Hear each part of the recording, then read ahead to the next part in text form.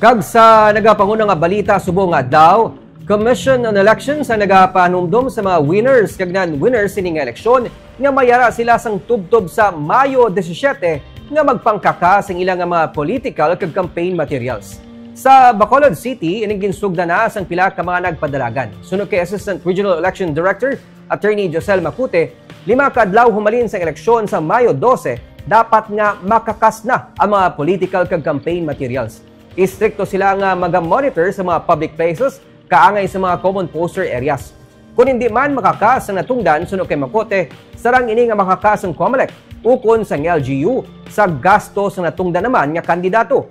Wala labot sini ginapahanumduman sa COMELEC ang tanan nga mag-file sa ilang Statement of Contribution and Expenditures ukon SOSE. Sa Hunyo 11 ang deadline sa filing sang SOSE.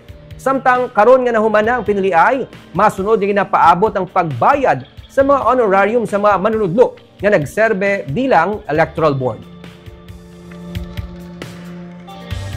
Medyo maging strict po kami doon po sa mga public places.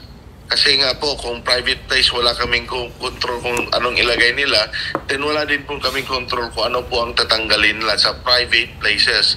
But doon po sa mga public places, particular po yung mga common poster areas natin, they have until May 17 po to remove their campaign materials na nilagay po nila doon sa mga lugar na yun po.